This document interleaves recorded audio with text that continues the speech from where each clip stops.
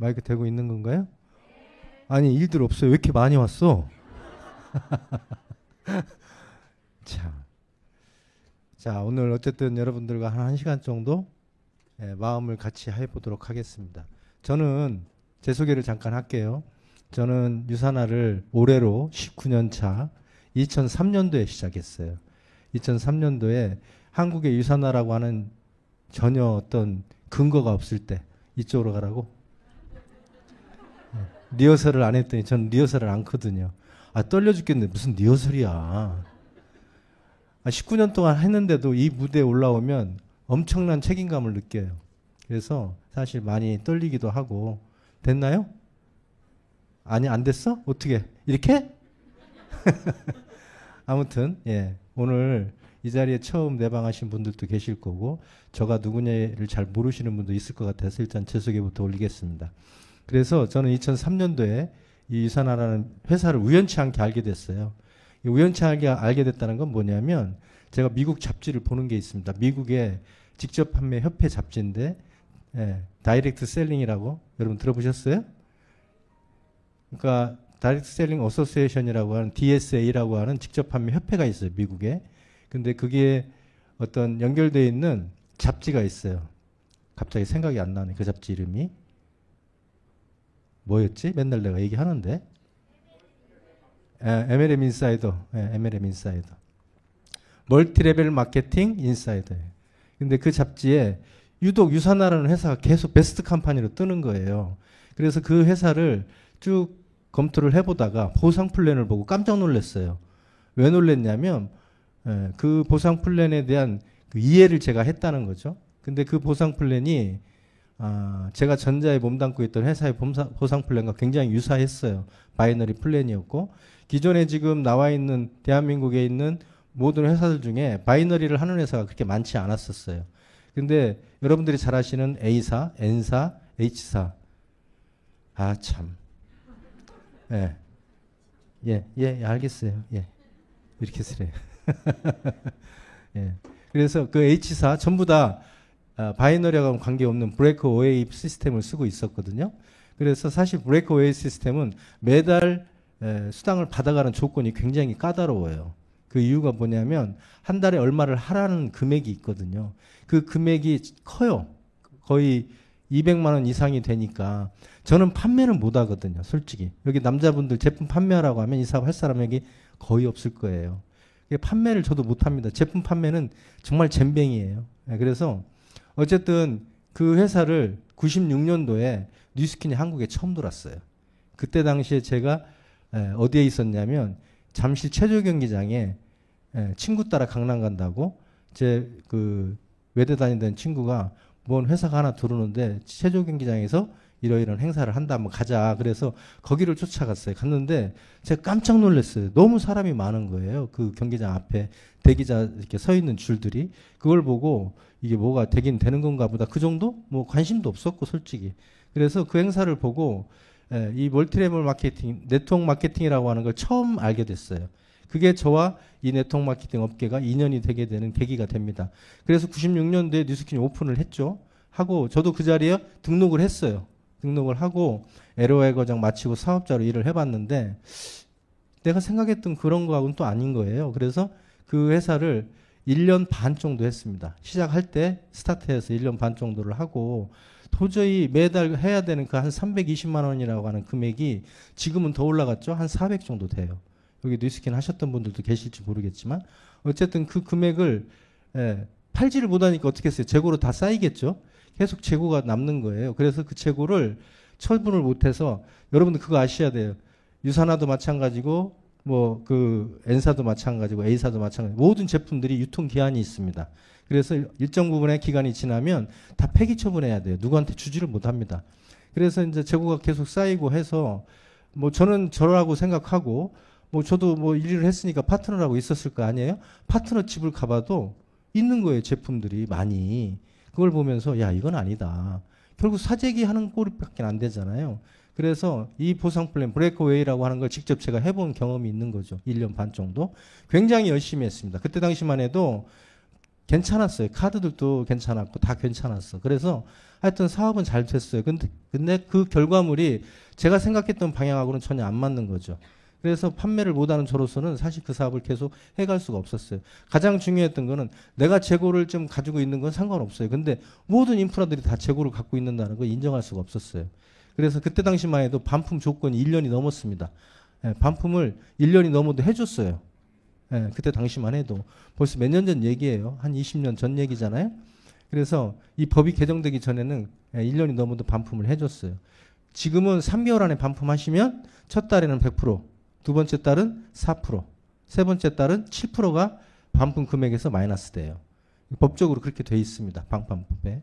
그래서 어쨌든 그때 당시만 해도 그런 상황이어서 도저히 내가 사업을 계속 해간다는 거는 많은 사람들한테 어떻게 보면 피해를 줄 수도 있겠다라는 생각을 하게 됐어요.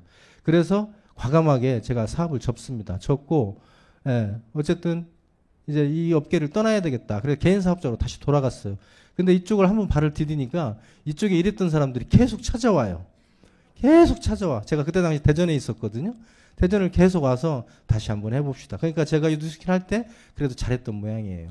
잘할 수밖에 없죠. 예, 열심히 했으니까. 그래서 어쨌든 계속 찾아와서 또 뭘 해보자 계속 했는데 그러면서 회사를 검토하는데 너무나 많은 회사를 소개받다 보니까 내가 어떤 주관을 잡고 검토를 해야 되겠어요. 그래서 제 나름대로 뼈대를 잡았죠. 일단 제품, 두 번째는 회사, 그 다음에 그 회사의 공신력, 그 다음에 보상 플랜, 이 네 가지를 가지고 회사들을 검토해보기 시작을 했어요. 그리고 난 다음에 선택했던 회사가 여러분들 아실 회사일지도 모르겠어요. 장수한다는 롱제비티라고 하는 단어를 쓰는 회사였습니다. 그 회사에 제가 35세 들어갔어요. 그래서 40에 나옵니다. 그 35세 들어갈 당시에 제가 개인빚을 한 12억을 지고 있었어요. 그러니까 채무가 은행권에 갚아야 될 돈만 12억이 넘었었어요. 근데 그때가 또 딱 여러분들 잘 아시는 IMF가 빵 터졌을 때였어요. 그래서 이제 저는 기존에도 유통 쪽에 일을 했었는데 다 정리를 해보니까 그 정도 채무가 남는 거예요. 그래서 35세 12억이면 절대 작은 돈이 아니지 않습니까? 그래서 별의별 생각을 다 했죠. 근데 이제 어쨌든 뭐 영업이라고 하는 쪽은 해본 적이 없습니다. 저는 직장 생활도 해본 적이 없는 사람이에요. 영업이라는 걸 해본 적이 없어요. 영업이라고 제가 말씀을 드리는 건 판매하는 거 이런 쪽은 경험을 한 적이 단 한 번도 없어요. 그러다 보니까 사실 IMF 딱 맞고 12억이라는 빚을 딱 짊어진 상태에서는 여러분들 그 빚 안 접은 분들 몰라요. 그때 당시만 해도 제가 농협에서 대출 받은 게 많았어요. 시골에 그 아버님이 좀 묵혀놓은 땅 같은 거 대출해서 사업한다고 다 은행에다 맡기고 대출 받은 거. 근데 그게 이제 이자를 제때 못 내니까 은행권에 있던 그 대출 담당자가 IMF 때는 책임을 지고 그 돈을 회수를 못하면 뭐 사표를 써야 된다 어쩐다나 뭐 이렇게 협박을 하는 거예요.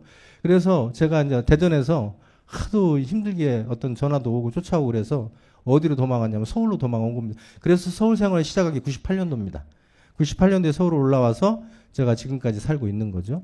그래서 이제 98년도에 서울 올라와서 그 회사에 롱제비트라는 회사에 들어가서 일을 합니다. 거기가 어디냐면 참 스토리가 참 굉장한데요. 그 여러분들 삼풍백화점 아세요? 무너진 삼풍백화점? 그 맞은편에 보면 주유소가 하나 있습니다. 주유소. 뉴스에도 많이 나왔죠? 그 주유소 바로 옆에 건물이에요. 그 주유소 바로 옆에 건물이 그게 홍익대학교인가 중앙대학교가 아마 갖고 있는 건물이에요. 거기 12층인가? 지금 기억이 가물가물한데 12층이었던 걸 기억합니다. 거기에서 처음 그 회사가 스타트를 했어요. 그때 창단 멤버로 들어가서 그 회사를 하게 됐어요. 왜 했냐? 돈이 될 것 같은 거예요. 뉴스킨을 해봤지. 근데 난 판매는 못하는데 이 회사는 매달 해내야 되는 판매 금액이 작은 거예요. 그때 당시만 해도 40만 원이었어요. 그래서 뭐 그 정도는 내가 먹지 뭐 이렇게 생각을 하고 시작을 했습니다. 그게 보상 플랜명으로는 바이너리입니다. 두 라인을 가져가는 바이너리. 그래서 그걸 해서 정말 열심히 했어요. 안 열심히 할 수 없는 게 어쨌든 뭐 나한테만 전화가 오는 게 아니라 내가 전화를 안 받으니까 집으로 가요.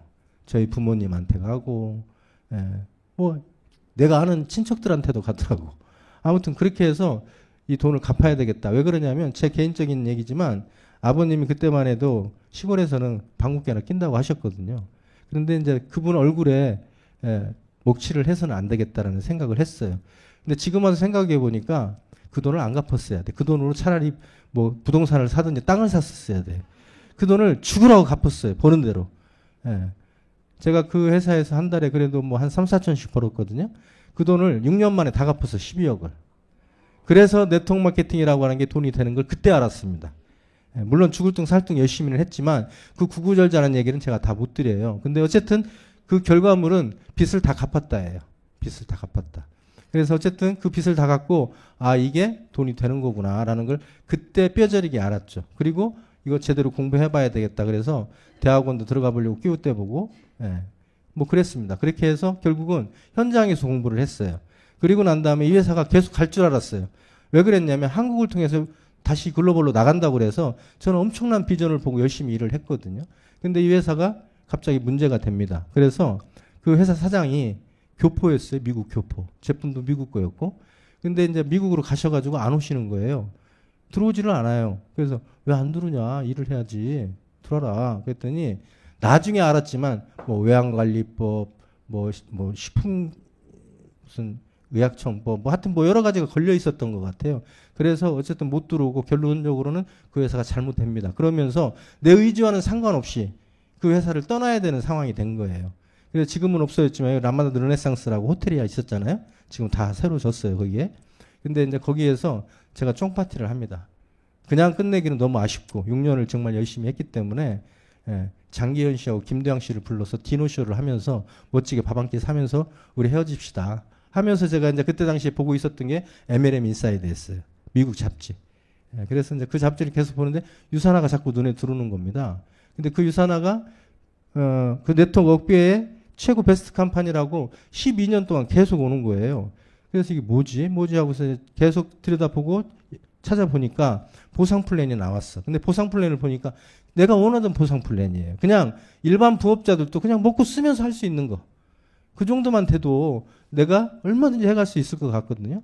그래서 이제 그 회사를 알아보기로 결심을 했어요. 근데 그때 당시만 해도 홍콩에도 오픈이 돼 있었고, 근데 이제 제품을 제대로 제가 먹고 써봐야 되겠다는 생각에 아는 사람 통해서 딜레바리를 해서 제품을 먹고 써봤어요. 근데 제품을 많이 갖고 오지를 못하잖아요, 외국에서. 그래서 제가 직접 가서 갖고 오려고 미국을 한번 가야 되겠다는 마음을 굳혔죠. 그러면서 본사도 좀 내방하고. 그래서 이제 그때 당시만 해도 본사를 간다고 하면 어떻게 가야지? 예, 한 번도 가본 적이 없으니까 유타주 솔트레이크를 가는 방법이 비행기표 끊으면 가는 거지만 어쨌든 그 회사에 가면 누군가 나를 설명해 줄 사람이 필요하잖아요. 그래서 그때 당시에 이제 가오픈으로 유산화의 그건 다음 얘기구나. 그건 다음 얘기네. 어쨌든 그냥 갔어요. 갔는데 이메일로 그냥 본사에다 보냈어. 이메일을 보내고 그리고 난 다음에 이제 비행기 타고 미국을 갔겠죠. 갔는데 처음 가니까 등록도 안 했잖아요. 회원도 아닌 거예요. 그냥 무적자예요. 무적자. 회원 등록도 안 한 아이디도 하나 없는 그냥 미친놈인 거죠. 그냥 미친놈인 거예요. 가가지고 정문 앞에 갔는데 아무 생각이 안 나는 거예요. 근데 애들 출근하고 아침 일찍 갔으니까 그 직원들 출근하고 그렇게 하고 있는데 누가 물어보는 거예요. 너 왜 왔느냐고 물어보는 거예요. 그래서 나 사실 한국에서 온 아무개인데 유산화를 좀 알아보고 싶어서 왔다. 그랬더니 그 사람이 사실은 부사장이었어. 마케팅 담당 부사장이었어요. 그래서 이제 그분이 저를 회사를 이렇게 투어를 시키면서 설명을 해줬지 않겠어요? 설명을 하는데 처음 회사를 들어갔는데 그 향이 어디를 가든지 우리가 처음 접하는 게 보이는 것도 있지만 향이 있잖아요. 그 향이 굉장히 좀 뭐라고 표현을 해야 되나? 청결한 냄새? 건강식품 회사 맞구나. 이런 생각이 들었어요. 사실 그 지하에 공장을 갖고 있거든요. 회사 가보셔서 알겠지만 본사에 운영진들이 있고 스태프들이 일하는 2층하고 1층은 그냥 일반적으로 돼 있지만 지하에 내려가면 전부 다 생산 공장입니다. 그래서 그 생산 공장을 들어가려면 그때 당시만 해도 그 무균실인가 어디 지나가요. 가운 입고 머리 두건 쓰고 버섯 신고 그 무균실을 한번 지나가서 공장 안으로 들어가거든요. 그렇게 해서 공장도 투어하고 하면서 설명을 다 듣고 머리가 복잡해지는 거예요. 그리고 호텔에 와서 이제 사실 비행기 티켓을 한 3일 정도만 여유를 두고 끊었어요. 근데 궁금한 게 너무 많은 거예요. 그래서 다시 연장하면서 12일을 있었어요.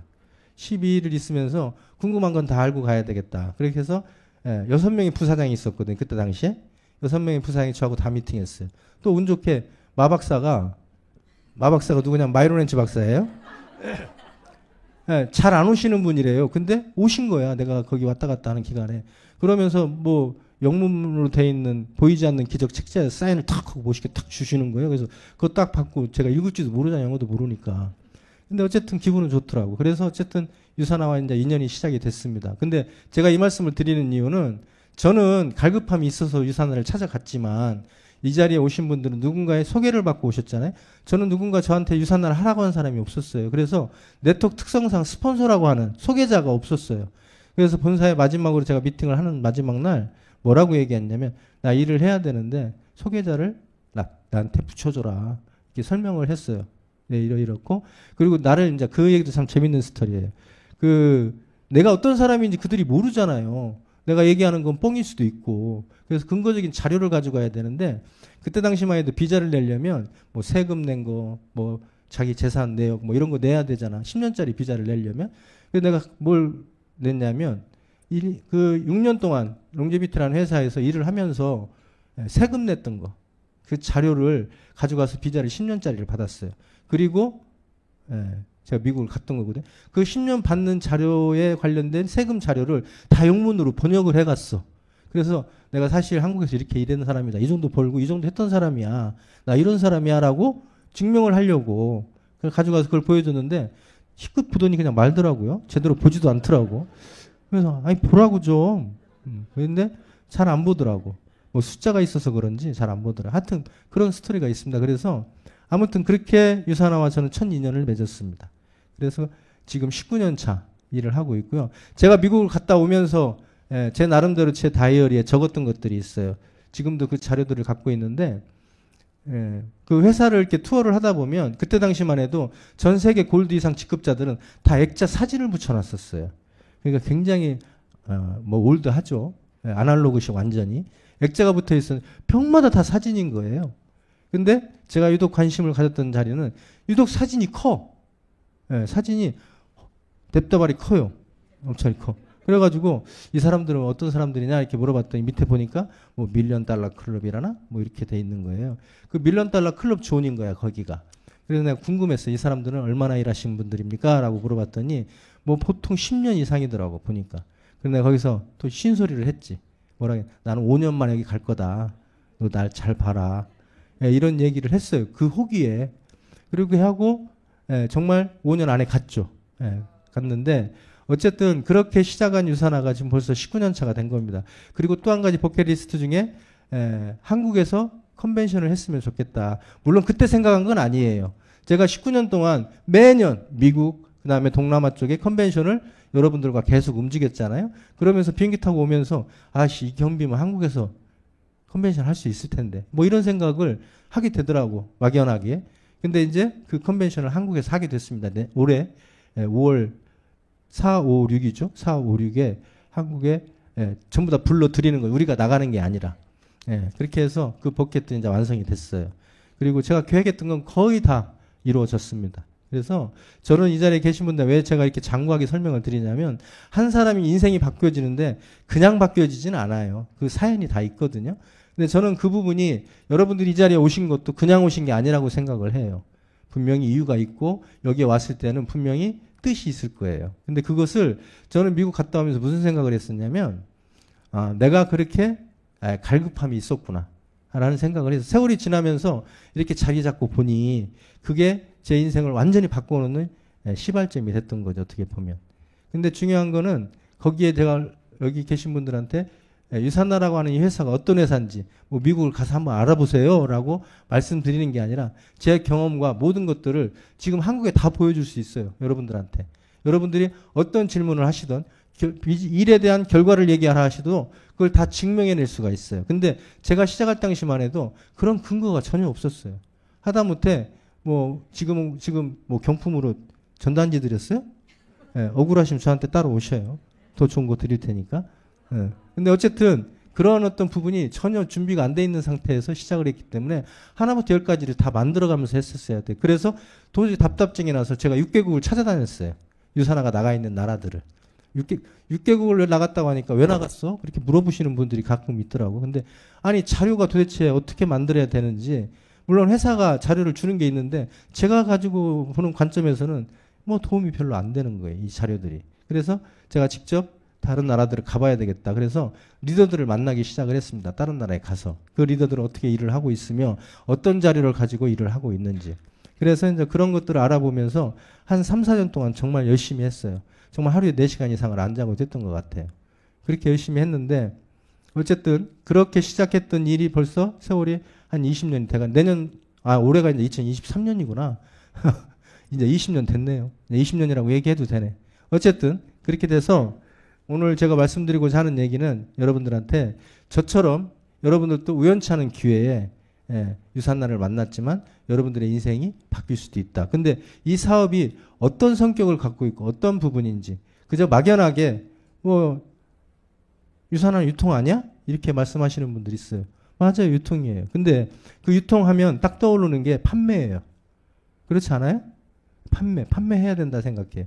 그래서 영업이다 이렇게 생각하시는 분들이 의외로 많아요. 근데 많은 분들이 알지 못하는 것이 있어요. 그래서 그 부분을 좀 알고 가십사 말씀을 드릴 거고 어찌 보면 요즘 많이 어렵잖아요. 예, 많이 어렵지 않습니까? 여러분들 중에 갭 투자하신 분들은 없겠지. 예, 그래서 어쨌든 부동산도 별로 그렇게 썩 좋지 않고 모든 상황들이 다 악조건이에요. 근데 지금은 시작도 안 한 거랍니다. 이제 앞으로 시작될 거래요. 겁을 먹으셔야 돼. 그래서 상당히 어려운 지경까지 갈 수 있다라고 하는 예측을 하는 분들이 많아요. 그래서 혹시 오늘 이 자리에 오신 용기를 내셔서 오신 분들이 제가 드리는 말씀에 혹시라도 여러분들이 어떤 결단을 하실 수 있는 시간이 된다면 저한테는 큰 의미가 있을 것 같아요. 자, 어쨌든 한번 보겠습니다. 여러분들 창업하려면 돈 많이 들죠? 예. 유산화로 창업하시면 돈 안 듭니다. 그냥 여러분들 시간과 노력만 투자하시면 돼요. 뭐 그렇게 어디 가든 다 얘기를 하죠. 근데 창업이라는 말을 함부로 쓰는 게 아닙니다. 그래서 제가 오늘 타이틀로 유산화로 창업하라는 말씀을 드리고 또 한 가지 선택이 노력보다 중요하다는 말 여러분 딱 들으면 이해되세요? 이해가 되세요? 잘 이해가 안 될 거예요. 아니 선택이 중요하지 무슨 노력이 중요해 이런단 말이에요. 그래서 제가 비유를 하나 들으려고 그래요. 만약에 부산을 갑니다. 근데 가는데 도구를 쓰는 게 어떤 사람은 자동차를 타고 가고 어떤 사람은 자전거를 끌고 간다고 쳐요. 그러나 절대 자전거를 타고 가는 사람, 자동차를 타고 가는 사람을 앞질러 갈 수는 없죠. 안 그래? 노력은 뭐 100배 더 하겠지만 절대 자동차를 따라잡을 수는 없어요. 예, 그래서 제가 드리는 얘기는 그 부분을 이해하신다고 하면 무슨 얘기인지 알 수 있을 거예요. 예, 선택이 노력보다 훨씬 중요합니다. 예. 여러분들이 열심히 노력을 안 하셔서 어떤 꿈을 못 찾고 어떤 희망이 없는 게 아니에요. 그래서 그런 말씀을 드리는 거고 자 유산화는 유통이라고 그랬어요. 한번 유통을 보자고요. 예, 여기 보시게 되면 일반 유통과 변화된 유통 요즘 우리가 생활화되어 있는 유통이죠. 일반 유통도 생산자에서 소비자한테까지 가는 어떤 그 단계가 복잡하게 있잖아요. 그 단계가 많으면 많을수록 유통 비용은 더 훨씬 많이 들어갑니다. 그리고 거기에 따르는 또 광고를 빼놓을 수가 없죠. 예. 그리고 지금 현재 변화된 유통이라고 하는 홈쇼핑이나 대형마트, 인터넷 쇼핑 같은 경우도 광고를 합니다. 왜 그럴까요? 여기는 소비자를 모집해서 소비자를 가지고 뭘 하려고 하려면 광고를 해야 돼요. 그 광고 비용 결국 제품 가격에 들어가야 안 들어가요? 들어가게 돼 있습니다. 그래서 유명한 광고를 찍으려면 몇십억 뭐 이렇게 들어간다고 해요. 어쨌든 그래서 어쨌든 이게 광고 비용이라고 하는 것도 제품 가격에 들어간다는 사실입니다. 그러니까 지금 원래 우리가 알고 있던 일반 유통에서 이 변화된 유통으로 올 때 왜 왔겠어요? 가격을 좀 줄여보려고 단계를 줄여보려고 온 거예요. 결국은 직거래로 가려고 하는 겁니다. 결국은 홈쇼핑도 마찬가지고 대형마트도 마찬가지고 업체들하고 생산자하고는 직거래하는 거지 않습니까? 그렇잖아요. 그래서 그 단계를 줄이다 보니까 소비자 가격이 좀 떨어진 것뿐이죠. 그렇잖아요. 지금은 뭐 직거래라고 하는 농수산물 같은 경우도 많이 있지만 그래서 제가 하고 있는 유산화 유통은 네트워크 마케팅이라고 해요. 이 네트워크 마케팅도 직거래 파트입니다. 단지 여기서 기존 유통과 좀 다른 것은 광고를 하지 않는다는 거예요. 그러면 광고를 하지 않으면 가격이 많이 싸지겠죠. 그러면서 원가를 좀 더 투자할 수 있는 여력이 생기겠죠. 그러면 어떤 결론이 나오냐면 또 좀 더 나은 제품을 만들 수 있다는 거예요. 질 좋은 제품을. 질 좋은 제품을 만들 수 있다는 전제하에 질 좋은 제품을 가격적인 부분으로 싸게 살려고 하는 건 소비자의 기본적인 니즈예요. 그렇지 않아요? 그게 뭐 네트워크 마케팅으로 가능하다라고 하는 것입니다. 논리적으로 이게 이해가 되셔야 돼요. 오늘 처음 오신 분들한테 아니 네트워크 제품이 좋다고는 말을 들었는데 왜 좋은 거야? 그러면 백화점에 1층에 있는 뭐 시세이더나 뭐 겔랑이나 샤넬 같은 제품들하고 근데 사실 그 제품들 훨씬 더 좋거든요. 원가 자체가 달라요. 그 제품들은 워낙 그 광고, 그 케이스, 기타 등등의 제품 가격에 그 코스트를 올리는 것들이 너무나 많습니다. 그러나 저희 제품은 여러분들이 보시다시피 그렇게 화려하지도 않고 내용물에 더 충실한 거죠. 어떻게 보면. 그런 어떤 부분이 네트워크 마케팅 제품이에요. 그래서 소비자들이 선택하고 써본 처음 수기를 통해서 제품이 유통되는 거예요. 그리고 더 재밌는 건 뭐냐면 일반 유통에 사실 이렇게 보면 끄트머리에서 소비자한테 가게끔 만드는 이 유통 과정이 다 두 가지는 기업이 주도하는 거예요. 그죠? 소비자는 돈을 쓰고 기업이 돈을 버는 구조입니다. 그러나 네트워크 마케팅은 유사나 자체 본사에서는 제품 판매를 하지 않겠다는 겁니다. 다 누구한테 줬어요? 그 판매권을 소비자한테 준 거예요. 그래서 소비자가 유통을 하는 겁니다. 몇 가지 이해하셨어요? 예. 이게 굉장히 원론적인 얘기지만 한번 짚고 갈 필요가 있어요. 왜 제품이 좋은지. 예, 여기서 바로 나타나는 거예요. 여기에서는 일반 유통에서 제품을 좋게 만들고 싶어도 기존 유통 단가와 광고비가 워낙 많이 들어가기 때문에 제품의 원가에 투자할 수 있는 여력이 안 돼요. 그래서 어쨌든 네트워크 마케팅 제품이 왜 좋은지 그리고 이런 질문을 하시는 분들이 있어요. 아니 그렇게 좋은 제품이면 백화점 1층에 깔든지 뭐 어디 뭐 약국이나 이런 데 깔아서 하지 왜 굳이 그러면 다단계를 통해서 파냐 뭐 이런 얘기를 하시는 분들이 있거든요. 다 이유가 있습니다. 그래서 이 구조를 이해하시고 이게 정말이라면 이해를 하셔야 돼요. 그래야 네트워크 마케팅이라고 하는 부분이 보이기 시작을 하는 거죠. 네. 자, 그 다음에 좀 더 풀어서 설명을 드리면 플랫폼 비즈니스 요즘 모르시는 분들 없어요. 뭐 여기 뭐 쿠팡 여기 뭐 요기요 그 다음에 배달의 민족 뭐 기타 등등 많이 활용하시잖아요. 여기 계신 분들. 이게 다 플랫폼 비즈니스 아닙니까? 이 플랫폼 비즈니스 뭐예요? 중간 역할. 그러니까 무슨 얘기냐면 소비자와 생산자를 연결하는 주체가 이 플랫폼 비즈니스의 핵심입니다. 어떻게 보면. 근데 우리가 그런 역할을 해요. 저희들이 지금 유산화를 제품을 누가 달라 하면 그분한테 제품을 갖다 드리는 경우도 있죠. 있지만 대부분 다 온라인에서 연결해서 집으로 배달시킵니다. 우리는 그냥 중간에 연결자 역할만 하는 거죠. 그래서 플랫폼 비즈니스라는 말을 제가 하는 거예요. 그리고 또 한 가지는 프랜차이즈 비즈니스와 아주 흡사한 부분이 많습니다. 저 프랜차이즈 비즈니스 특징은 뭐냐면 한 사람이 판매하는 금액적인 부분이 만약에 100만 원이라면 저거는 1000만 원, 몇백억을 팔 수 있는 시스템이에요. 구조예요. 그래서 프랜차이즈 비즈니스는 여러분들이 잘 아시는 가장 대표적인 인물이 백종원이라고 하는 분입니다. 그래서 오늘 그걸 가지고 예를 들을 거예요. 자, 프랜차이즈 오너, 백종원 같은 사람을 얘기하겠죠? 오늘 이 단어를 계속 머릿속에서 갖고 계셔야 돼요. 그 다음 프랜차이즈 체인점 사장의 차이가 뭘까? 프랜차이즈 체인점 사장은 일단 돈이 좀 있어야 됩니다. 여러분들이 백다방을 하나를 만들래도 가게 얻으셔야 되고 그거 로얄티 주시려면 돈이 좀 있으셔야 돼요. 근데 프랜차이즈 오너는 어떤 거냐면 그 백다방의 프랜차이즈 사장님이 되는 게 아니라 그 백다방을 내주는 백종원이 되는 겁니다. 무슨 얘기인지 아시겠어요? 예. 제가 요즘 또 한 가지 스토리가 있는데 열정국밥이라는 국밥 드셔보신 분 있어요? 손 한번 들어보세요. 열정국밥. 들어봤어요? 맛있던가요? 아, 맛있었어? 깜짝 놀랐어요. 한 달 매출액 1억 2천을 넘게 찍는데요. 그래서 장사하는 데 가서 나 국밥 한 그릇 먹어보려고 갔더니 가게가 없어. 매장이 없어요. 앉을 의자도 없고 뭐만 있냐? 주방만 있어. 주방만. 다 배달로 처리하는 거예요. 예, 전부 다. 국밥을. 그래가지고 그 용산경찰서 앞에서 하시는 분이 한 달에 한 1억 2천 찍는데요. 근데 굉장히 장사가 잘 된 거예요. 케이스가. 그런 가게를 3개를 갖고 있다 하더라고. 이걸 프랜차이즈라고 하는 거지. 이제 늘려가는 거죠. 근데 봄날은 다 끝났어요. 이제 뭔가 업종을 변화시키려고 코로나가 이제 끝나가니까 거기도 또 준비를 하더라고. 근데 어쨌든 그런 게 프랜차이즈입니다. 똑같이 하는 어떤 부분. 그래서 이제 제가 말씀드린 이 차트의 핵심은 뭐냐면 프랜차이즈 오너와 프랜차이즈 사장은 완전히 다른 거예요. 여기는 뭐를 하죠? 프랜차이즈 사장님은 판매를 해야 돼요. 뭔 말인지 아시겠어요? 그러나 프랜차이즈 오너는 판매를 하는 게 아니라 그 판매할 사람들을 복제시켜 가는 거지. 뭔 말인지 알겠어요? 일하는 자체가 다른 거예요. 자, 한번 비교를 해봅시다. 백종원이라는 사람을 꺼내놨으니까 백종원 씨가 운영하는 더본코리아라고 하는 주식회사가 있습니다. 잘 아시겠지만 그 주식회사의 하나의 브랜드예요. 백다방. 백다방이 여러 뭐 또 다른 게 있나요? 이 백다방이에요. 근데 여기 보시게 되면 영업 사업이라고 좀 나눠놨죠. 이 백다방을 차린 프랜차이즈 오너는, 아니 프랜차이즈 사장님은 사업이에요, 영업이에요? 지금 제가 드린 말을 이해하셨으면 대답을 하실 수 있어요. 사업이에요, 영업이에요? 아직도 사업이라고 하시는 분이 있어요. 영업이에요, 영업. 예. 근데 본인은 사업한다고 얘기하지. 백다방 사장님이니까. 뭔 말인지 알겠어요? 헷갈리시면 안 돼요. 자, 그래서 어쨌든 영업은 유통망과 시스템을 소유하지 않은 거예요. 뭔 말인지 아시겠어요? 영업은. 자기 게 아닌 거야. 예를 들어서 보험을 영업이라고 하지 사업이라고 안 해요.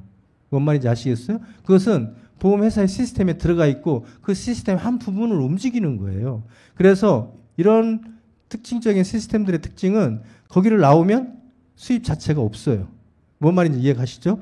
근데 제가 지금 얘기 드리려고 하는 이 비즈니스, 사업은 유통망과 시스템을 소유하는 거예요. 내 것으로 만드는 거야. 자, 여기 백종원 씨를 한번 보자고요. 이분이 만든 백다방이 하루에 그 매장 하나에서 100잔을 팔아요. 그럼 한 달이면 3,000잔을 팔겠죠? 그럼 백종원 씨는 이런 백다방을 몇 개를 갖고 있냐면 전국에 제가 이 차트를 만들 때 500개였어요. 500개를 갖고 있대. 그러면 백종원 씨는 하루에 몇 잔을 팔아요? 5만 잔을 파는 거야. 이해 가요? 네, 5만 잔을 팔면 이 백다방 사장님이라는 분이 한 달에 3,000잔을 팔 때 백종원 씨는 150만 잔을 파는 거예요. 500개 매장을 통해서. 이해 가요? 말도 안 되는 매출이 일어나는 거예요. 그러니까 그만큼 또 로열티를 받아가는 부분은 돈을 벌겠죠. 그래요, 안 그래요? 이 잘 설명해야 되는데 어쨌든 그래서 여기 써놨잖아. 백종원의 한 달은 백다방 사장님이 50년이야. 이 백다방 사장님이 150만 잔 팔려면 50년이 걸린다는 얘기가 나오는 거예요. 이해되십니까? 예, 그게 이 영업과 사업의 차이인 거예요. 이런 말씀 드릴게요. 저희 유산하에도 억대 연봉자들이 꽤 많습니다. 예, 꽤 많아요. 예, 뭐 여러분들 어떤 회사에 가면 뭐 몇십억을 벌고 몇백억을 벌고 다 뻥이에요. 그렇게 죽으면 나머지는 다 굶어 죽어요. 손가락만 빨고 있을까? 그거는 거짓말이에요. 그렇잖아요. 왜 그러냐면 대한민국 법에는 전체 매출 금액의 35% 이상을 풀 수가 없어요. 후원수당으로. 근데 한 사람이 그렇게 많이 가져가면 나머지 누가 가져갈 거예요? 가져갈 게 없는 거예요. 그럼 나머지 사람은 돈이 안 된다는 얘기밖에 안 되는 거거든. 그거 말도 안 되는 얘기예요. 근데 어쨌든 예, 유산하에도 억대 연봉자들이 꽤 있습니다. 그래서 어찌 보면 비즈니스라고 하는 부분이 왜 그런 큰 돈을 버는지 이 차트 하나만으로도 이해할 수가 있는 거죠. 이런 매출이 나오기 때문에 그래요. 이해 가시겠습니까? 예, 자, 어쨌든. 자, 또 한 가지 여기 한 번 더 짚고 가는데요. 프랜차이즈 사장님은 일단 자본금이 필요해. 매장도 내야 되고, 주방 차리려면 집기도 드려야 되고, 예, 커피도 사다 놔야 되고, 컵도 사다 놔야 되고, 하여튼 뭐 살 게 많잖아요. 그 다음에 공간적인 제약이 있어요. 매장을 차리면 매장 안에서 일어나는 매출로 매출을 잡는 거잖아요. 백다방을 차리면 백다방에 와야 되는 거지. 이 역삼에도 백다방이 있는지 모르겠지만 어디 있을 거예요. 거기에 백종원 씨가 와 있지는 않잖아요. 그죠? 예. 그래서 어쨌든 공간적인 제약이 있는 거고, 내가 역삼에서 백다방을 하면 역삼에 있는 사람들이 와서 커피를 마시지, 부산에 있는 사람이 올라와서 백다방, 역삼에 있는 백다방에 가서 커피를 마시지는 않을 거 아니야. 이 공간적인 제약이 있다는 건 그런 뜻을 의미하는 거예요. 대리점 분양권은 없어요. 백다방 사장이 또 백다방을 내줄 수 있는 권한은 없습니다. 그죠? 그러나 저기 보시게 되면 유산화 사업가라고 해놨는데, 유산화 사업가처럼 프랜차이즈 오너, 실질적인 오너는 자본금, 특히 유산화 오너들, 소위 프랜차이즈 오너들은 돈이 들지 않는다고 제가 처음부터 말씀을 드렸죠. 그 다음에 공간적인 제약이 없어요. 왜? 대한민국이 다 내 시장이고 전 세계가 다 내 시장이에요. 20개국 지금 나가 있는 모든 나라가 여러분들이 비즈니스로 하면 어느 나라를 가셔도 다 비즈니스가 가능합니다.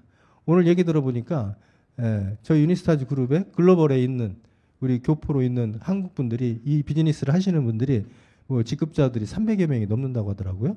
그래서 나 깜짝 놀랐어요. 어쨌든 대리점 분양권을 갖고 있다. 이게 프랜차이즈 오너인 거죠. 유산화 사업가는 바로 프랜차이즈 오너를 의미하는 겁니다. 그 말씀을 드리려고 이렇게 해놨던 거예요. 자, 지금 말로 풀어서 설명을 드리면 내가 먼저 대리점이 되고, 대리점이라는 말은 여러분들이 좀 이해시키려고 하는 거예요. 원래는 비즈니스 센터를 개설하시면 됩니다. 물론 비즈니스 센터 아이디번호를 부여받는 거는 2만 원만 있으면 돼요. 2만 원만. 내가 2만 원을 가지고 스타트, 나 창업할래 하고 스타트 킷을 사면 아이디 넘버가 나와요. 등록을 한과 동시에. 그리고 이제 자격을 따는 게 이제 약간의 어떤 돈이 들어가는 게 있죠. 어디든 돈이 있죠. 들어가는 거. 자, 그래서 내가 먼저 스스로 대리점이 되고 추가로 대리점을 레버리지로 늘려가면 나로부터 시작된 모든 대리점의 소유권을 인정받는다. 유산은 나로부터 시작된 모든 매출을 인정해준다. 이 말이 무슨 뜻이냐면 여기서 여러분들이 주목해야 될 단어는 사실 레버리지예요. 레버리지. 이 레버리지라는 단어는 이쪽 업계에서 일을 하시는 분들은 많이 들어서 아셔요. 근데 이쪽 업계 일을 안 하시는 분들은 잘 모르시는 경향이 있거든요. 그래서 제가 이런 말씀을 드릴게요. 돈 있는 사람들과 돈이 없는, 이게 부자와 가난한 사람의 차이예요. 예, 어떤 돈을 버는 방법을 접근하는 방식 자체가 다른 거죠. 어떻게 보면. 부자와 가난한 사람의 차이가 여기서부터 시작되는 거예요. 이 레버리지는 백종원이라는 사람이 500개 매장을 하나하나 다 찾아다니면서 냈을까? 그렇겠어요? 500개 매장을 낼 때 어떻게 내겠어요? 뭐 서울 쪽에 어디 뭐 안테나 매장을 냈으면 그게 장사가 잘 되면 그 사람들 주변에 있는 분들이 그걸 와서 보고 자기도 백다방을 하겠다고 신청을 하겠지. 그래서 소개가 나오면서 500개가 된 거지. 그래요, 안 그래요? 그게 된 거지. 뭐 백종원이라는 사람이 500명을 다 찾아다니면서 새로 찾아가지고 백다방을 시킨 게 아니란 말이에요. 그래서 그냥 그 말씀을 드리는 거예요. 그래서 돈 있는 사람들은 그 돈을 어떻게 레버리지 시킬까를 고민한다고 얘기합니다. 근데 일반적인 사람들은 어디에 관심이 더 많아요? 시급. 예, 월급 한 달에 조금 10만 원 더 받는 거. 목숨 걸죠. 예, 예를 들어 연봉이 뭐 예를 들어서 한 100만 원만 올라가면 그날 한 300만 원 써요. 그 기쁜 마음에.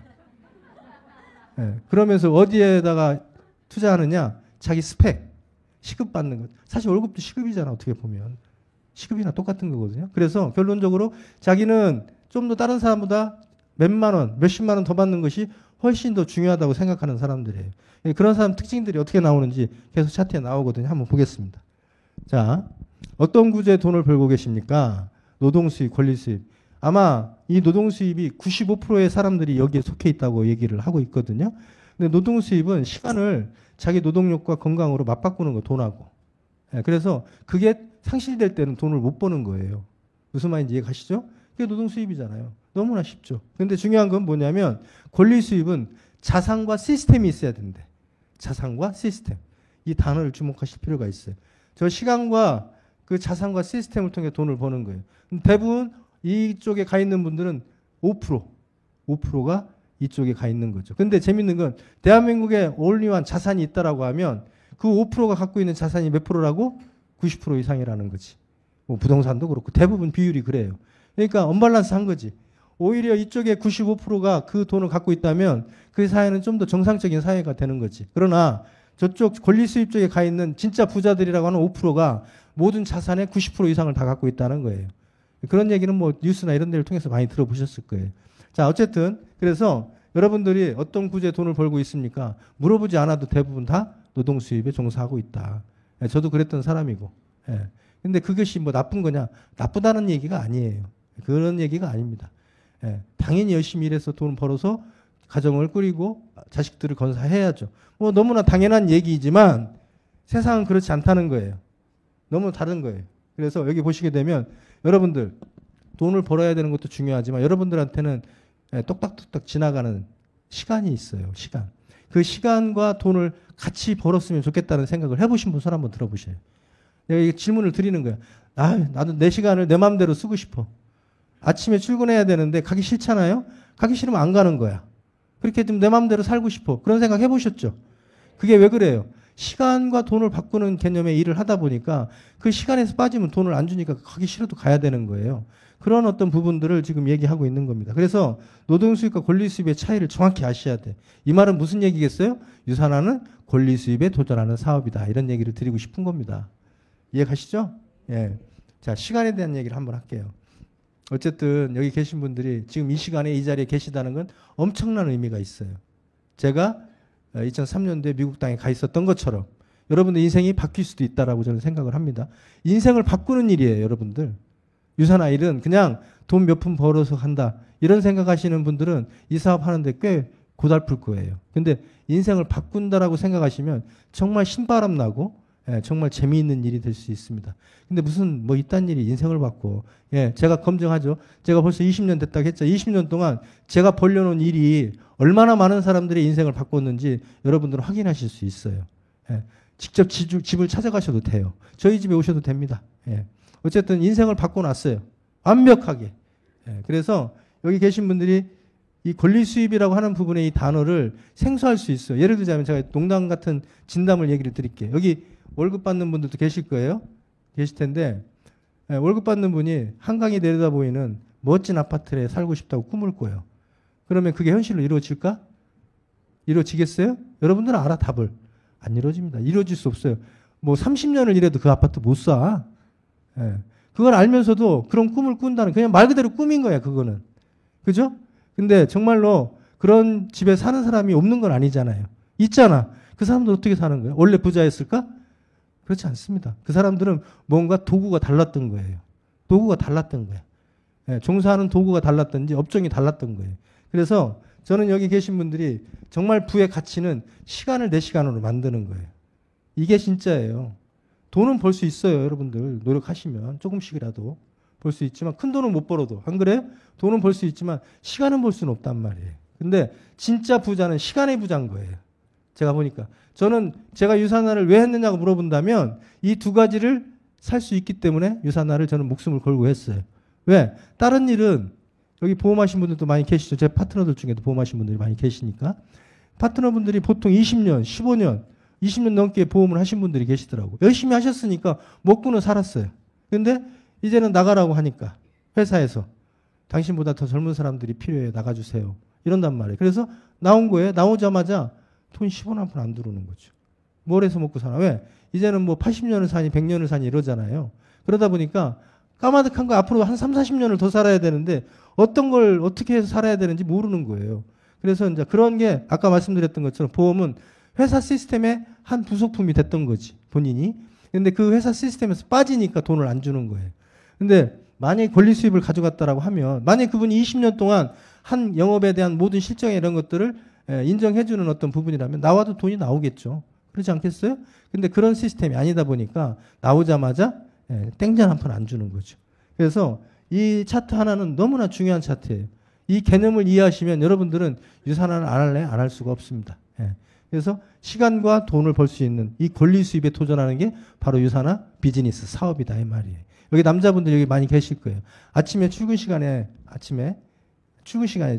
지하철 타면 아이씨, 내가 언제까지 이놈의 지하철을 타고 다녀야 돼. 제가 깜짝 놀랐거든요. 저는 지하철을 타고 다니는 사람이 아니에요. 근데 한번 어떤 일이 있어 지하철을 타보려고 그 러시아워 시간에 지하철을 한번 들어가 봤어요. 근데 여름이었거든요. 나는 10분도 못 있겠는 거예요. 왜? 뭐 냄새도 나지만 뭐 하여튼 여러 가지. 내 뭐 앞에 뭐 머리가 있어, 머리를 일주일 동안 안 감았나 봐. 뭐 냄새는 나는데 그걸 참고 거기서 인내하고 서 있어야 되는 거예요. 그럼 또 밀고. 그래서 하여튼 뭐 그런 여러 가지 어떤 상황적인 부분들이 야, 이렇게들 사는구나. 나는 정말 행복한 거네. 이런 생각을 하게 됐어요. 아무튼 빨리 끝내라고 또 난리네. 자, 여기 보시게 되면 제가 한 일을 설명을 드릴게요. 유통자산과 시스템을 소유한다. 저는 이게 목숨 걸었습니다. 이 말이 무슨 얘기냐면 제가 지금 1년에 제가 하부 유산화 전체 매출액 1년에 하부 전체 매출액 한 2천억 일어납니다. 2천억. 제가 2천억을 팔겠어요? 제가 팔겠습니까? 제가 어떻게 무슨 재주로 2천억을 파냐고. 절대 못 팔아요. 근데 그런 유통 구조를 만든 거야. 내가 더 리얼하게 설명을 드릴게요. 유통 구조를 만든 거예요. 이해 가시겠어요? 그 구조를 만든다는 게 굉장히 중요해요. 돈이 들어올 수 있는 구조를 만드는 거예요. 그걸 파이프라인이라고 해요. 뭐 책에서도 많이 나옵니다. 그것도 내가 일한다고 나오고 일하지 않으면 안 나오고, 이게 아니라 일을 하든 안 하든 내가 만들어 놓은 게 있으면 나오는 거야. 수도꼭지 틀으면 물이 나오듯이. 무슨 말인지 이해 가시겠어요? 바로 그겁니다. 그래서 대부분 성공한 사람들은 원하는 삶을 정하고 직업을 선택한답니다. 순서가 이해되시는지 모르겠네. 근데 일반 평범한 사람들은 직업을 선택하고 거기서 주는 돈으로 살 수 있는 삶을 선택해서 산다는 거야. 이거 참 가슴 아픈 얘기예요. 우리는 대부분 평범한 사람들에게 속하잖아. 난 특별한 사람이 아니거든. 어떻게 갑자기 유산화 만나서 인생이 바뀌었지만 어쨌든 평범한 사람에 속하는 분들은 대부분 저렇게 인생을 살아요. 선배들도 그랬고 다 그랬으니까. 그래서 직업을 선택하고 거기에서 주는 한 달 월급에 뭐 300이면 300에 맞춰서 사는 거야. 그리고 거기서 이제 살아가는 거죠. 그러나 대부분 성공한 사람들은 내가 어떤 꿈을 꾸고 있고 어떤 삶을 살고 싶은지를 굉장히 고민을 많이 한답니다. 그리고 그걸 실현시킬 수 있는 도구를 찾는 거예요. 직업을. 뭔 말인지 아시겠죠? 그럼 그렇게 살 거 아니에요. 예를 들어서 여기 계신 분들이 맨날 여행 다니고 싶어. 아무 때나. 그런 생각 하시는 분들 많더라고. 여행 좋아하시는 분들이 의외로 많아요. 난 자유로운 영혼이 되고 싶대. 그냥 아무 때나 인천공항으로 달려가고 싶대. 그런 분들이 많아요. 그래서 그런 분들은 직장 생활하면 안 되잖아. 안 그래요? 만약에 그런 꿈을 실현시키려면 뭐 도구를 바꾸든지 직장 생활을 바꾸든지 직장을 때려치든지 뭐 방법을 강구를 해야 되잖아요. 아니면 뭔가를 어쨌든 자유롭게 돌아다닐 수 있는 일을 해야 될 거 아닙니까? 바로 그거죠. 그래서 대부분 성공한 사람들의 특징이라는 거죠, 이게. 자. 그리고 또 여기 얘기를 드리는 게 뭐냐면 현실에 맞춰 살아가고 있는가 아니면 원하는 삶을 위해 살아가고 있는가. 이건 가치의 문제예요, 여러분들. 여러분들의 끊임없는 열정과 에너지가 나올 수 있느냐 없느냐를 결정짓는 거예요. 그냥 하루하루 현실에 맞춰 사시는 분들은 스트레스 받아도 안 걸려. 빨리 죽어. 제가 이 말씀 예. 이 말을 꺼내놓고 내가 감당이 안 된다. 예. 현실에 맞춰서 하는 거예요. 빡빡하게. 놀러 가고 싶어도 참고 애들이 놀러 가자고 하면 속으로는 못 가는 지 엄마 마음을 어떻게 하고 그냥 애들 뭐 그런 거 없잖아. 이게 스트레스 받는 거예요. 근데 원하는 삶을 살기 위해 살아가고 있는가? 자기 꿈을 정해놓고 그 꿈을 실현시켜 간다고 믿고 확신하는 사람은 다릅니다. 달라요, 완전히. 삶 자체가. 에너지가 달라요, 에너지가. 그리고 주변에 주는 영향도 달라요. 이런 인생을 사는 거 한번 우리 생각해 볼 필요가 있다는 거죠. 자, 제가 오늘 서서히 이제 마무리 해가려고 하는데요. 시스템을 소유한 사람과 소유하지 않은 사람. 큰 차이가 있죠. 시스템을 소유한 사람은 무슨 수입을 받을 수 있다고? 권리 수입. 근데 여러분들 말이 권리 수입이지. 권리 수입하면 맨날 빌딩. 뭐 60, 70대 가서 빌딩 하나 사가지고 임대 사업 하겠대요. 60, 70 가서 뭐 다 늙어가지고 뭐 어디도 다닐 건데. 아이고 관절이 아파서 어디 댕기지도 못해. 예. 근데 대부분 그런 꿈들을 꾸고 있어. 예. 평생 직장 다니면서 누군가의 시스템에서 그 시스템으로 돈을 버는 걸 도와주고 월급 받으면서 그 돈을 모아서 빌딩을 사겠다는 거예요. 그것도 사면 뭐합니까? 다 은행 건데. 거의 70%는 다 대출 받아서. 그렇게 해서 임대사업에서 나머지 노후를 가져가겠다. 이런 꿈을 꾸시는 분들이 진짜 허무맹랑한 꿈이에요. 제가 볼 때는. 예. 자기의 모든 인생을 거기다 걸고 가는 사람들이 있다니까요. 그래서 여기 보시게 되면 시스템을 소유한 사람과 소유하지 않은 사람의 차이가 유산하의 백종원대래요. 여기다 써놨어. 유산하의 백종원. 여러분 백종원이라는 사람이 제주도에 호텔도 갖고 있습니다. 서귀포에. 그래서 가봤는데 잘 져놨더라고. 근데 아니 사실 나 이해를 못하겠는 게 거기에 갔더니 돈가스 집이 있어요. 새벽에 6시에 돈가스 먹겠다고 줄 서 있어요. 그 뉴스로 보셨죠? 지금 정신이 이상한 사람들은 아니에요? 근데 가서 보니까 멀쩡한 사람들이야. 나하고 똑같은 사람들이야. 근데 그 호텔의 앞에 장사진을 치고 있어요. 근데 그거 보면서 참 방송이라는 게 이렇게 무섭구나라는 생각을 했어요. 근데 하여튼 호텔까지 줘놓고 지금 사업을 하고 있는데 백종원이라는 사람은 더본코리아의 그 한 40여 개 되는 브랜드의 프랜차이즈만 2천 몇 개가 뭐예요. 거의 뭐 어마어마한 프랜차이즈를 갖고 있죠. 그래서 백종원이라는 사람이 영향력이 어마어마합니다. 국회에 가서도 뭐지 대정부 질문 만나도 큰 소리 치잖아. 자신 있으니까 그래요. 어쨌든 제 팬이기도 합니다. 그래서 여기 보시게 되면 유산화 헬스 사이언스의 정식 명칭은 유산화 하지만 유산화 헬스 사이언스 내가 선택한 미래에 대한 유통방식. 여러분들한테도 미래의 대안이 될 수 있습니다. 늦지 않았거든요. 그리고 여러분들이 어떻게 생각하느냐에 따라서 완전히 달리 보이실 수 있어요. 사업이라고 하는 건 비즈니스라고 하는 것은 예를 들어서 여러분들이 버는 월급 정도로 벌려고 도전하시는 게 아니라 그거의 10배, 20배를 벌려고 도전하시는 거예요. 비즈니스예요. 사업이에요. 그래서 정말 안 됐을 때 2, 300 별겠지. 근데 저는 한 가지 중요한 게 있습니다. 그 돈이 안정적으로 들어올 수 있느냐 없느냐. 단돈 500이라도 안정적으로 들어올 수 있느냐 없느냐예요. 굉장히 중요한 거. 왜 그러냐면 만약 지금 이 자리에 계신 분들한테 매달 500만 원이 안정적으로 들어간다면 여러분들 삶이 바뀌어요. 안 그러겠어요? 바뀌겠죠? 매달 500만 원만 내가 더 들은다고 하면 그것도 매달 안정적으로 한 번도 빠짐없이 들어왔다 안 들어왔다 이게 아니라 안정적으로만 들은다고 하면 인생이 바뀐다니까. 외식도 더 많이 할 거고 여행도 많이 갈 거고 안 그래요? 그러겠죠? 자 어쨌든 여기에 내가 유통의 단계가 되는 것 나로부터 시작된 유통망을 넓혀가는 것 나로부터 유산화를 사용하는 사람이 많아지는 거예요. 결론적으로 뭐 저를 비유해서 좀 죄송하긴 하지만 어쨌든 제가 20년 동안 일한 결과가 한 2천억 정도의 매출이 일어나는 거예요. 지금 1년에. 이해 가세요? 근데 그게 안치범이라는 사람이 판 게 아니고 어디에요? 유통 방식에 따라서 구조를 만든 거예요. 구조. 거기에는 어마어마하게 많은 소비자들이 형성이 돼 있고 거기에 그 소비자들을 잡고 있는 사업자들이 있어요. 그 사업자들은 부업을 하시는 분도 있고 전업을 하시는 분도 있고 뭐 다양한 층들이 있습니다. 자기 일을 하면서. 예. 거기 손 좀 움직이지 마요. 나한테 뭐라고 하는 줄 알고 내가 자꾸 신경 쓰여. 예. 나도 얘기를 해야지. 아무튼 그래서 여기에 계신 분들이 그런 삶을 원하실 거라고 생각을 합니다. 내가 쉬고 싶을 때 쉬고 일하고 싶을 때 일하고 그런 생각 많이 하잖아요. 사실은 20대들이 생각하는 가장 그런 방식의 직업이 네트워크 마케팅입니다. 예. 놀다가도 일하고 싶으면 해요. 미국 사업자들은 제가 듣는 걸로 의하면 한 1년 열심히 일하고 1년은 또 쉰대요. 그리고 또 1년 쉬었다가 또 하고 싶으면 하는 거예요. 그런 일이 어디 있어. 그렇잖아요. 그런데 이게 네트워크 마케팅이에요. 유산화로 가능합니다, 여러분들. 그래서 어떻게 보면 굉장히 재밌다. 그런 말씀입니다. 자, 어떻게 시작할까? 일단은 소비자 유통이라고 했잖아요. 그러려면 여러분들이 소비자가 유통하는 방식이 네트워크 마케팅이라니까요. 저도 소비자예요. 사업자이면서 소비자입니다. 그래서 제가 아침에 집에서 가장 먼저 하는 게 뭐예요? 양치질하고 샤워를 하잖아. 머리 감고. 그죠? 그러면서 내가 혼자 생각할 때가 있어. 내가 이 시간대에 이 샴푸를 쓰면 지금 이 시간대에 샴푸 쓰는 사람이 몇 명이나 될까? 전국에. 이런 생각을 하는 거예요. 이런 생각을 할 때가 있다니까? 약간 미친 거지. 예. 그리고 헬스백도 밥 먹고 헬스백 먹을 때 지금 이 시간에 밥 먹고 헬스백 먹는 사람이 몇 명이나 될까? 그거 다 매출이잖아. 예. 그런 생각을 하는 겁니다. 일단은 소비자가 되는 거예요. 제품을 체험하는 게 소비자입니다. 두 번째는 그리고 난 다음에 사업을 배우셔야 돼요. 이 유통 구조를 만들어가는 방식이 있고 그걸 우리는 시스템이라고 얘기하거든요. 근데 그 사업을 배우셔야 돼. 그리고 난 다음에 내가 체험을 잘하면 소비자 만들기 너무 쉬워요. 체험을 잘하면. 지금 이 자리에도 그 제품 체험에 정말 좋아지신 분들이 제 눈에 보이거든요.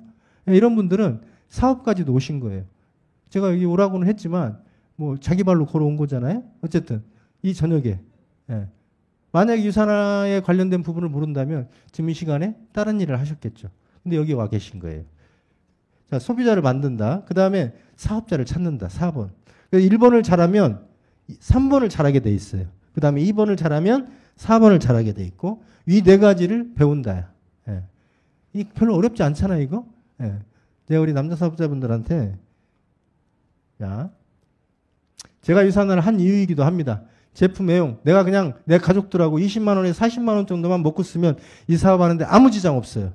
누구나 다 할 수 있습니다. 그리고 제품을 공유하는 거예요. 누구랑? 가족과 지인들. 몇 명 정도? 한 10명 정도. 많지도 않아요. 그리고 사업 후원은 2명에서 4명 정도 하시면 돼요.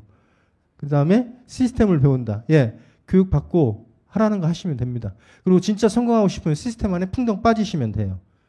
이 말이 무슨 얘기냐면 여기 계신 분들이 어떻게 보면 자의적으로 이 자리에 오셨지만 뭔가 내가 인내심을 가지고 공부해야 될 부분들은 하셔야 돼요.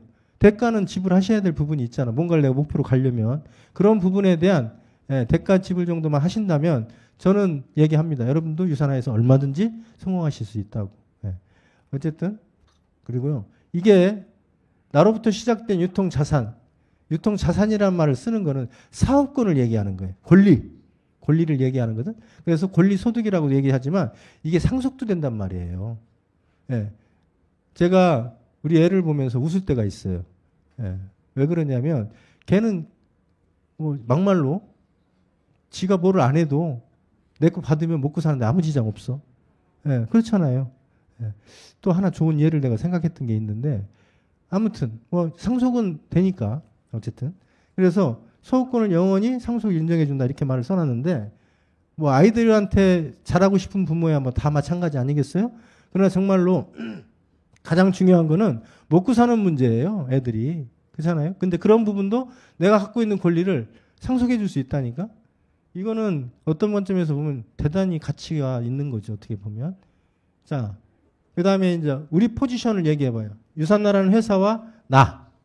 종속관계가 아니라 이 말이죠. 어떻게 보면 파트너십이에요. 그래서 회사는 연구하고 개발하고 생산하고 회계, 반품, 배송 모든 걸 다 해줘요. 만약에 내가 유산나를 차렸다면 이걸 내가 해야 되는 거지. 안 그래요? 그래서 일이 그렇게 복잡하다하지 않다는 겁니다. 여기 사업을 해보시는 사업 하신 분들도 있을 거니까 진짜 내 사업이라고 하면 이걸 다 해야 돼요. 이거를. 그래서 어떻게 보면 여기에서 이제 이 회사에서 앉는 것이 딱 하나 있어요. 제일 밑에 X차트는 광고하고 마케팅을 안 씁니다. 그건 누가 해요? 내가 하는 거야. 내가. 내 구조를 만들면서. 그거고요. 나는 1인 기업입니다. 유통망 구축과 마케팅을 하고 그 소유권을 인정받으니까 내 거니까. 무슨 말인지 아시겠죠? 그리고 거기에 관련된 소유권을 인정받는 거예요. 그러면 여러분들이 1년 한 일은 1년 한 것만큼 어디에 쌓이겠어? 차곡차곡 전산에 쌓여요.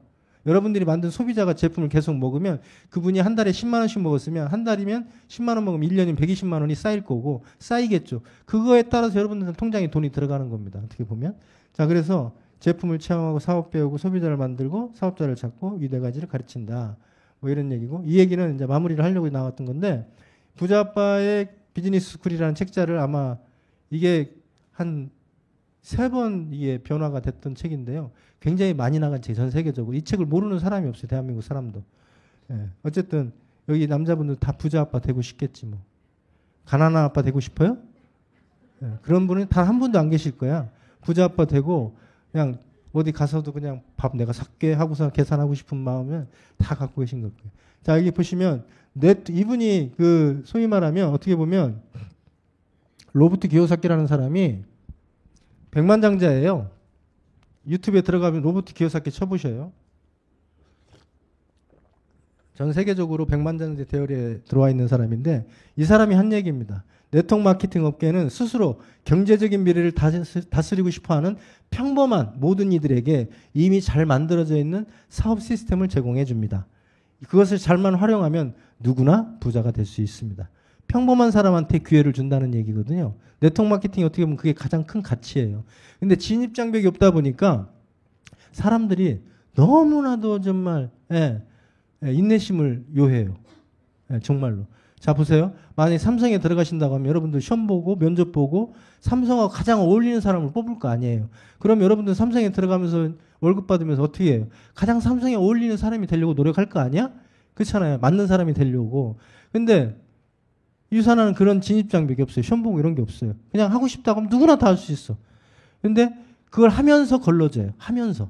그러다 보니까 뭐 예를 들어 100명이 시작을 1년에 했어요. 근데 회사마다 다 다르겠지만 어쨌든 많은 분들이 도중 하차를 해요. 그래서 제가 항상 얘기하는 게 제가 유니스타즈 그룹에 잘한 것을 하나 생각한다면 뭐냐면 처음에 들어왔을 때 무조건 4주 내지 7주 교육을 받으셔야 돼. 저 유니스타즈 그룹이라고 하는 그룹에서 일을 하시려면. 시험은 안 보지만 교육은 받고 해라. 왜? 뭘 알아야 일을 하니까. 기본적인 대화는 돼야 될 거 아닙니까? 그죠? 근데 그 교육을 다 받았어요. 저희 그룹이. 멤버들이. 그래서 지금 이 유산화를 끌어가는 가장 중추적인 그룹으로 성장이 돼 있거든요. 그거 한 가지예요. 사실 어떻게 보면. 근데 이제 많은 분들이 그냥 누구나 할 수 있다고 하니까 그냥 들어와서 그냥 어떻게 그냥 같이 비비적거리다 보면 되겠지. 뭐 이런 생각을 가지고 있는 분들이 의외로 있어요. 깜짝 놀랍니다.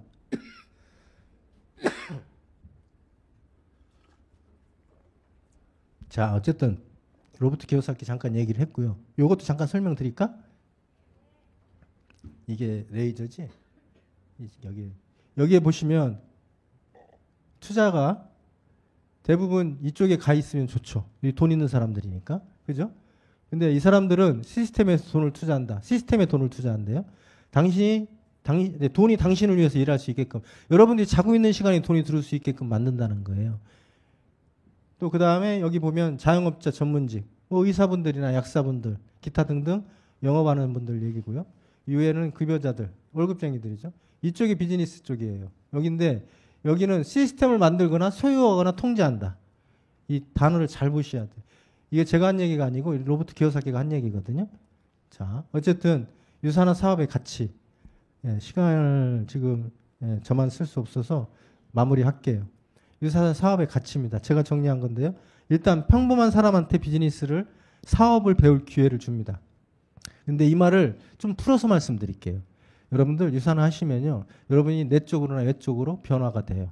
성장하십니다. 아주 많이 변화되셔요. 사실 일하면서 그렇게 성장할 수 있는 일이 많지 않습니다. 오히려 일 속에서 파묻혀서 스트레스 받고 병을 얻지 자기가 성장할 수 있는 기회는 많지 않아요. 근데 유산화 일을 하시면 여러분들이 내적으로나 외적으로 변화가 됩니다. 예. 제가 장담하건대 유산화 월요일 날 여기 오셨잖아요. 저녁에. 저희들 전업자나 사업자들 보세요. 다 예뻐요. 잘 날씬하고. 왠지 알아요? 예. 좋은 거 먹고 항상. 예. 제가 항상 얘기하거든요. 예. 이뻐져야 된다고. 여자들은 이뻐지는 본능적인 게 있잖아요. 근데 좀 이제 수입들이 되면서 올라가면서 어떤 일이 변화되냐면 사람이 완전히 이상해져. 왜 그런지 가만히 봤더니 몰래 성형외과 가서 다니나 봐.